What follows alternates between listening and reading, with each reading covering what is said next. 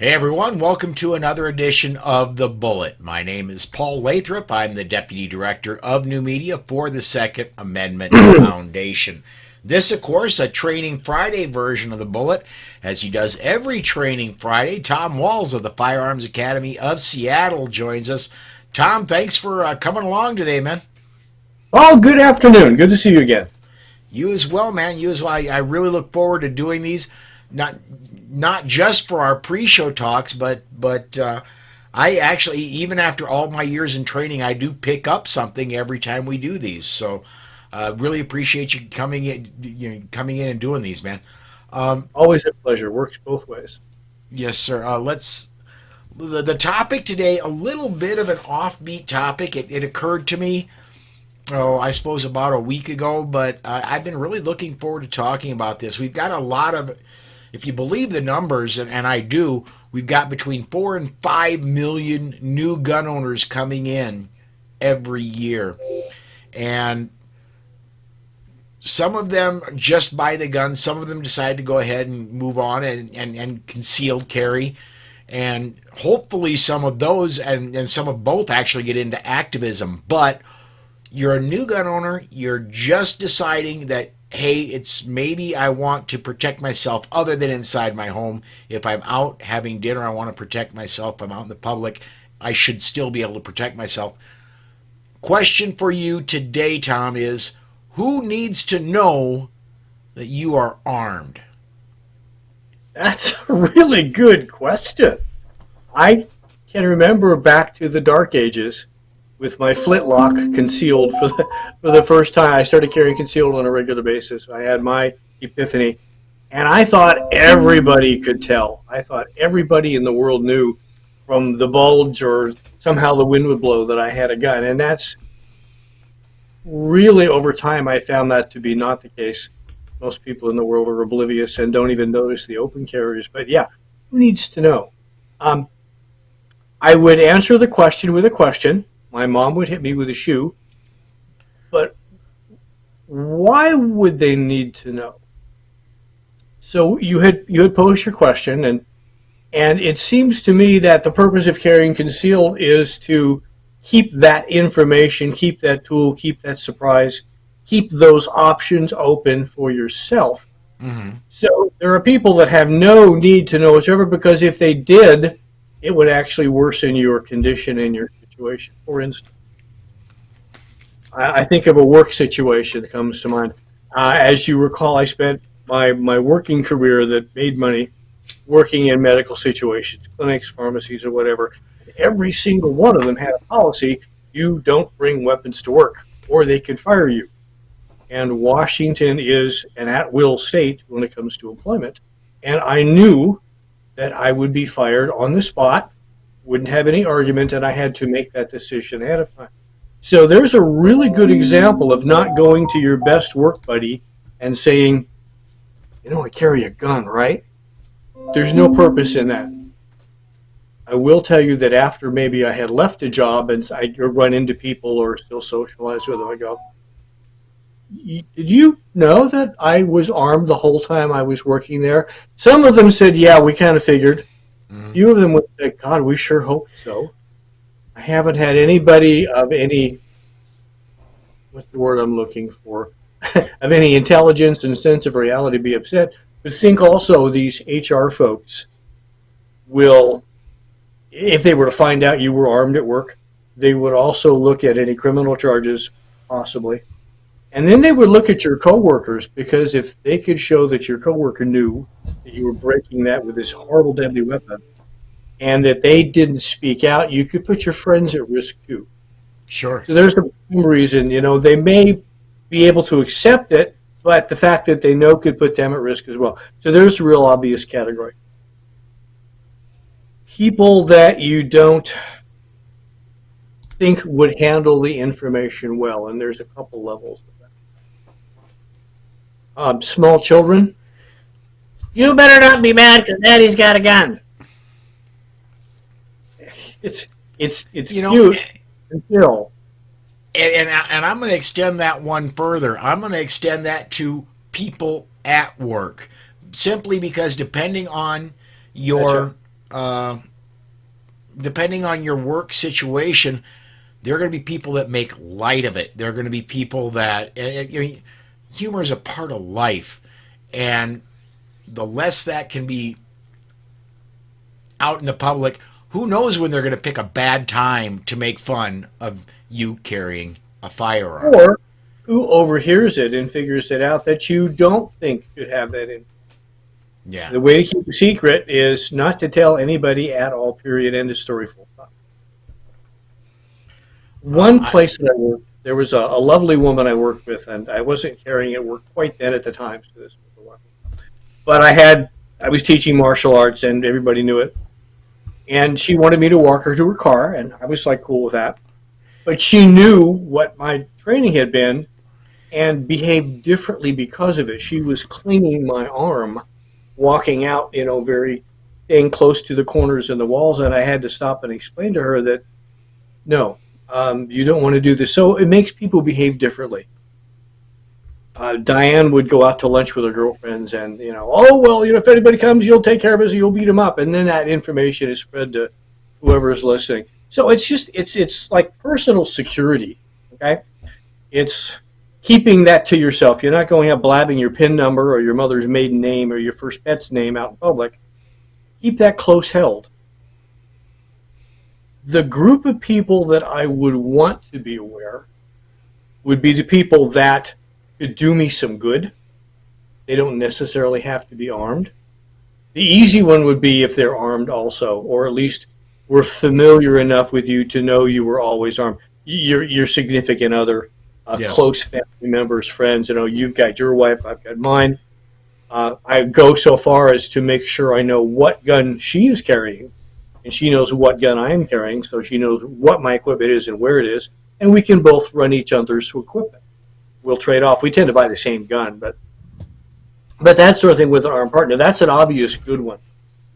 Another one would be when your people that you spend the most time with, and just for the sake of argument, let's say significant other, because that's the most obvious and broadest example. Or, your fishing buddy or somebody that you spend a lot of time with and you have some trust with. If they are armed themselves, that's one thing. If they are not armed, would it be reasonable to give them your backup gun if you carry a backup gun? You need to know where they are with it. Have the discussion with them. Hey, Dave, you know that I carry a gun, and I appreciate your discretion, and I trust you to keep this information just between you and I. But should something happen, this is kind of a general thing that we're going to do. Okay, you don't have to act overly dramatic. Right. Or overly aggressive, but say, look, I really don't want this to happen, but if I say this word, that means we're going to need to do stuff. For instance, a plan that my wife and I have is, since we spend so much time together, and we've discussed this before on the podcast, you and I also, is we have a code word. It's a word that doesn't come up in conversation hardly at all. So if we use it in any way, shape, form at all, that means this is real. This is not playing. We're not kidding. Do it. We have hand signals, to spread out or to converge. We've talked about it, in other words. We have a rough idea what's going to happen, as much as you can plan for that sort of thing. So do that with your close friends. Don't make a big production. But look, Cindy, it's just a thing. I carry. If I tell you to get away from me quickly, do that. Go where I point. Don't question it. One of our FAS students was involved in a mass shooting. He was the good guy. Was involved in a mass shooting up near the Olympia area, a place called Tumwater, in a Walmart. And when the situation happened, he and his wife had already discussed it. He was armed, she wasn't, but they knew what to do. They always had said, separate from each other, because think about it. If you're going to draw a gun on somebody, you've received an invitation in some way to a gunfight. You're going to be attracted. There's going to be, if you're not very proficient with your firearm, there's going to be return fire coming. Mm-hmm. Do you want I don't want to put that certificate other near that? Yeah. Oh, get away from me. You have, say, a main door or at the car or whatever for a rally point, and they also know He's being trusted by me to cover my safe retreat. I will take care of him by being safe, making the initial call to 911, doing whatever. That sort of time, yeah, that would be a need to know and would be a force multiplier. Be nice to get the cavalry. It'd be nice to have a third person tell the police, hey, there's a good guy dressed, a bald guy with a beard, red shirt, he's out there. Or it could be a blue one. I think the bald guy thing probably is. It's almost universal, yeah. Yeah. So those are the sorts of things you need to think of. What is your goal if you're going to carry a gun? What is it? You're going to safely cover the retreat? Or you're going to go save the day and wait for the theme music to start? Look at who is around you, those groups of people. Decide who needs to know. You can always say, oh yes, I do have a gun. I'm a good guy. Go over there. We'll follow through, because you're not going to have time to sit and discuss the plan as the situation develops. We get a couple of comments in here. Oh, good. One comment, one questions. But Big John 410, his first comment up here says, "Yep, no one, and only on a limited basis that you even own a gun, especially at work." And I'm going to double multiply that if, as in your circumstance, I'm blessed to work for the Second Amendment Foundation. I'm blessed to work from home. They expect me to be armed. But if you work in a non-permissive environment and you decide that your life is worth more than your job and you're going to do what you're going to do, please be extremely careful about who you let know about that. Yes. Yeah, you have to decide what your circumstances permit. If I was younger in my career and I had made that decision, it would have been more consequential had I been fired, because getting rehired would be an issue. As I got older and developed some more resources, I had to think. The job I have now with the Firearms Academy of Seattle, I'm kind of expected to be armed. Yeah. And here in Free Lewis County, Washington. Well, there's degrees of freedom, dude. Yeah. Let me get a comment or a question in here. This is from Pete over at Gun Websites.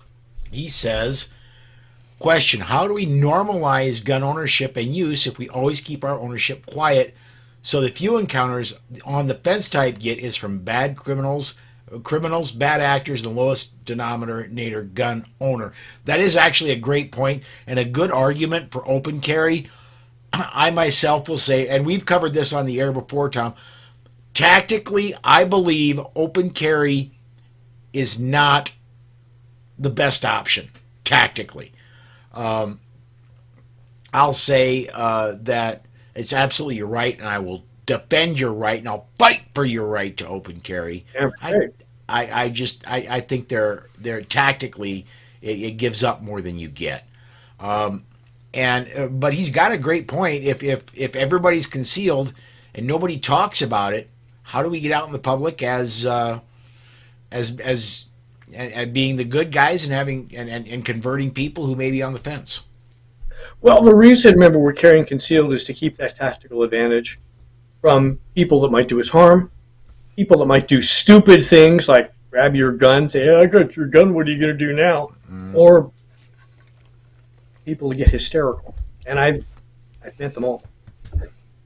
However, let me use a contemporary topic, a current event that kind of explains my feeling about it. Because as I have said before, and I stole this saying from somebody, I just can't remember who to give it attribution. While I agree in principle with open carry, I support the principle, but I don't support the act. It's, like you say, it's tactically unsound. That said, yeah, we need to come across as normal, because the anti-gun media, as you correctly pointed out, is definitely painting us as, beer drinking, tobacco chewing, wife beaters that worship guns like at Jesus' feet. And we all know that's not true, but if that's the only story people hear, if they live in the city and the only guys that have guns are the criminals and the cops, and you ain't a cop, they simply don't know, and that's an education thing. What we don't want to do is be like the new representative for Bud Light. I think everybody in the gun community knows we have a trans community in the gun Yes, community. we do. They're wonderful people, and I know them.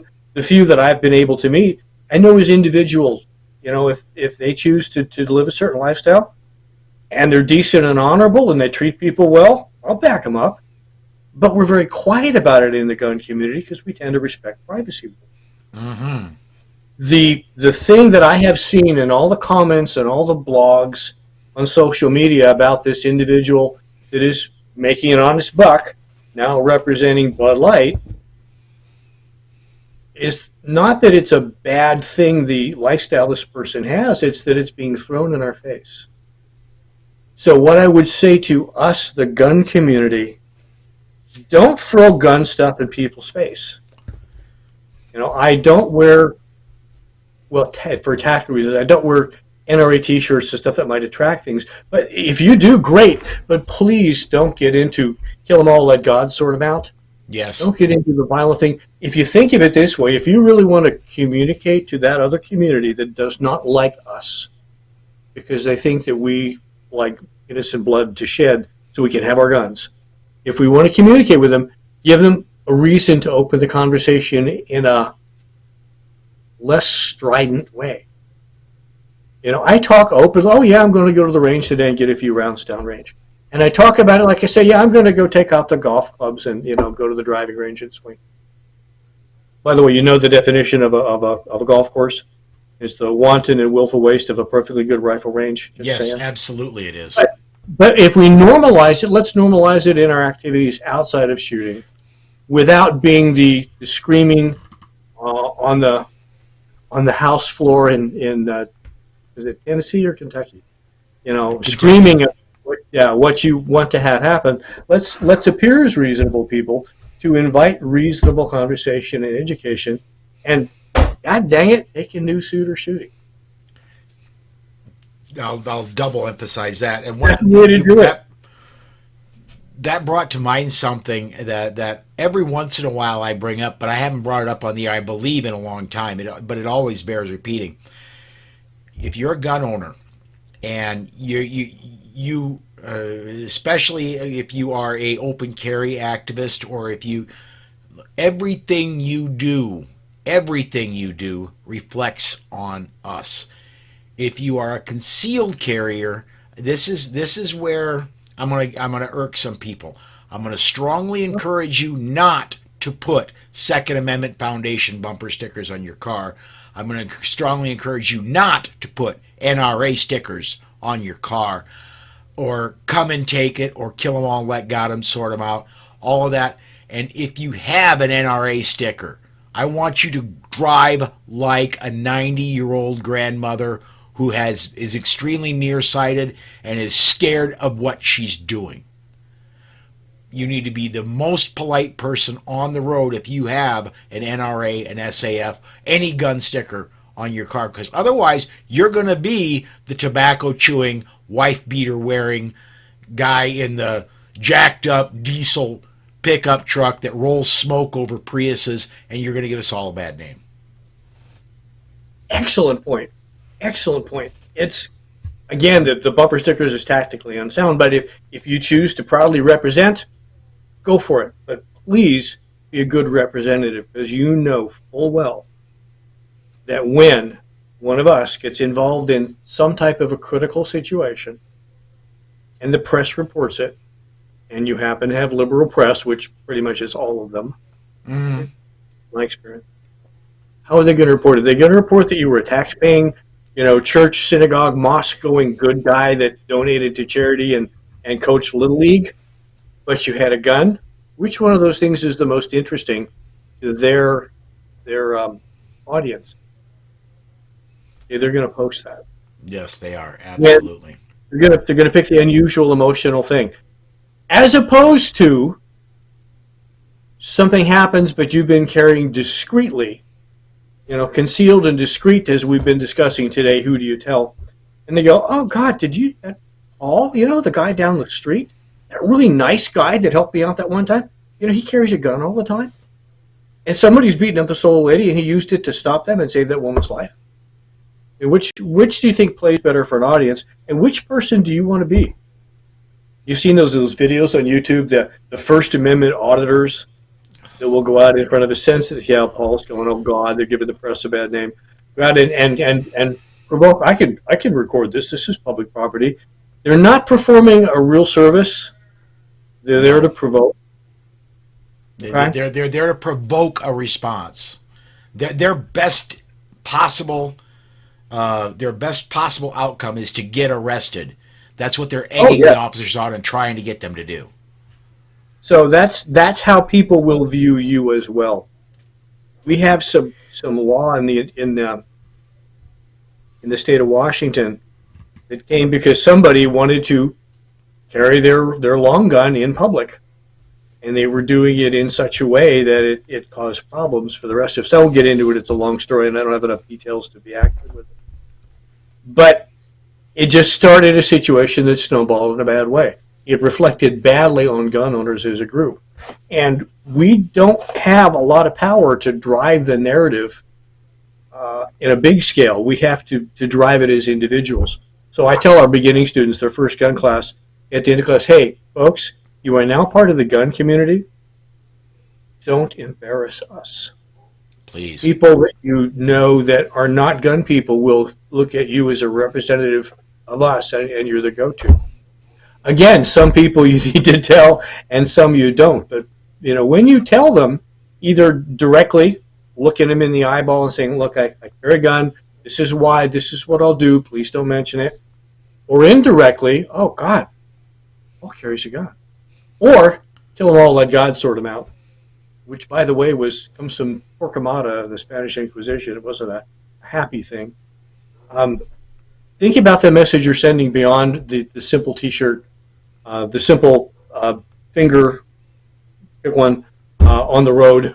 When you Yeah. got your enter off and you flip off the mom in the minivan. She may be at a jury sometime for somebody involved in a self-defense shooting. You don't know, but we've got a country of how many million guns and how many million gun owners. 26 states currently don't even require any paperwork or permission slip from the government. And I expect that, by the way, to touch on politics for a moment. I I hope that expect segue that that. I expect that to continue to grow. I fully believe by the end of this year, probably going to have 28 is where we're going to be. Maybe even more than that. But I anyway, let's transition. We still got about 8 minutes left. Let's transition a little bit. And the corollary we came to this, and that's actually the wrong term. The other topic we had that we were discussing about maybe bringing in is, okay, so you're an armed person. You've had the worst day in the history of humanity. You've had to use your firearm. So now everybody knows that you're armed. There's some steps you've got to take with letting people know what to do.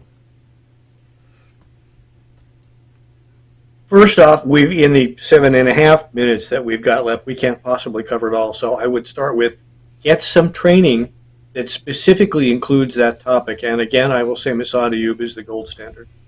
We'll talk about aftermath of shooting. We cover that in our level 2 class here at FAS. I know a lot of other schools do. How to interact with the cops, because unlike movie and TVs, the bad guy finally drops. The pretty girl is saved. The little kid goes back to his parents. Whatever the wonderful ending is, that's the end of chapter 1. Chapter 2 is when society holds you to task and accountable for shooting and perhaps taking the life of another human being. We have to be able to show it was justified. In the chaos that ensues after that, a lot of things can happen that can affect the outcome of that decision that society makes. Police will show up. Police will have a call. Somebody got shot, a gun was involved somehow, injury was involved somehow, and the police show up, and who's holding the gun? Mm-hmm. That ahead of time. Make sure you don't have the gun in your hand. Again, we can't do this in like 5 minutes, but think past that. There's literature out there. There's a lot of discussion. That might be another topic for another time. Folks, if you're out there listening live and it's something you'd like to hear about, call it Moat. think past it, what you're going to do, what will be the sequelae. Think about the things we've talked about here about what to have with you, including your cell phone, and what to do with that cell phone and what to say and how to say it. Think about having legal representation. Even before trial, having a lawyer with you during questioning can save you a Yes. lot of grief. The other thing, you got to win the race to 911. But the other thing I'm going to say about that is you really win the race if somebody else makes the call for you and say, I just seen somebody robbing the local 7-Eleven here. This guy shot the bad guy, which was about to kill the person behind the counter. This is what the good guy looks like. You were talking about don't be a jerk when it comes to carrying guns. Here's another example. When the cops roll up, what do they have besides the very thin information from dispatch? Guy with a gun, somebody got shot, pool of blood. If you are the person, the good guy, act like a good guy, expect to be handcuffed. Don't be a jerk. Don't insist on your rights. You know, all that stuff. Again, a huge topic. We could burn an hour on it and have stuff left over. But when the police arrive, act like the good guy. You know, cooperate. Yes. Do that. Oh my gosh, this is a passionate subject of mine that is not covered in a lot of basic classes because there's so much stuff to cover. But please think beyond the gunshot. Think beyond the gunshot. After the gunshot is not the time to be a Second Amendment auditor because you're going to be probably arrested anyway, just Oh, because you're at least taking a trip downtown. Whether you spend a few days to a few years depends on your actions over the next several minutes. cops are going to handcuff pretty much everybody or at least secure you in a car until they sort it out. Don't act like a jerk. Again, talking about who do you tell? You've got somebody that's with you on a regular basis. Hey, man, if anything happens, I don't think it will. But if it does, here's the person I want you to call. Okay? Your significant other, a relative, a trusted friend, somebody preferably in the gun community that has the number of your lawyer handy. Or if you're a member of one of the organizations, I'm a huge supporter of ACLDN. There are other ones out there. You know, that's something else you need to have in your plan besides the gunshot. We spend so much money on gear and cool clothes and T-shirts that say, kill them all, let God sort them out. We really need to be spending time on training and contingency plans. I don't think it's going to happen. But if it does, it's so nice to spend a few minutes with a phone call, say, hey, Marty, if I get in trouble, here's my preferred lawyer. If you get a phone call from me or Diane, please call them. Or if you get a call from me from jail, call them. Get that started. You're my trusted support person. Yes. And it's one last thing, and we're getting right down to the bottom of the hour. Before we go, I'm going to recommend you have more than one trusted support person. True. Because your significant other may be with you when the event happens. They may be detained as well. You need to have somebody who's with you, and you know your significant other. In my case, my wife Susan, but there also needs to be one more person that has the phone number to your attorney or your legal association or whatever, and knows generally about what you're about, and you need to be able to remember that phone number to that person. Everybody's on speed dial now. No, there are two phone numbers I could pull off the top of my head. My wife's and my wife's mother's phone number I can pull off the top of my head. Anybody else, it's in my phone on speed dial. That's a good point, and I confess sometimes I forget my own cell phone number because I never dial it. I hit speed dial. So there's something I will do tonight is memorize a phone number. All right. Well, hey, man, we are down at the bottom of the hour. What training is coming up at Firearms Academy of Seattle? Well, you should ask. I've got the calendar right here in front of me. We're in full swing right now. We've got classes during the weekday. We're doing well enough. We have an introductory class going on as we speak that should just be 5:30. 4:30 our time. Should be back in the classroom and then going out for those that stay for selection. We take about a half dozen or a dozen or so guns out of the school safe. We don't sell them, but just to give folks a chance to try different types, representing different types of guns. We have several guest instructors coming out. See, Dark Angel Medicals this weekend. It's a little late to show up for that, but at the end of May, we have John Farnham coming out. I'm not going to sit here and read off this thing because we're a full-time business. I will tell you, though, check out our website, www.firearmsacademy.com. If you're in the Northwest, come train with us. Amen. I've been there before. I plan on going again, and I will just give testimony that it is, to this point, when I took the active shooter interdiction course at Firearms Academy in Seattle, I'd taken a lot of training before that, and then I took that class. I learned as much in that class as I did the entire rest of my firearms training. So, yeah, great stuff out there. All right. We are going to go ahead and set this one aside today. If you want to see more of Tom, come join me tomorrow. Same bat time, same bat channel. We are moving the weekend bullet to a 6 p.m. Central, 4 p.m. Pacific start. Besides Tom, tomorrow you'll see Mike Piwowarski and Rob Morse joining me. So I think there are 4 of us in the country in the gun community that did not go to the NRA show, and we'll all be on the air tonight. So, all right, that's it, guys. Everybody, thanks for watching. Podcast listeners, thank you for listening. Please share the show, and we'll see you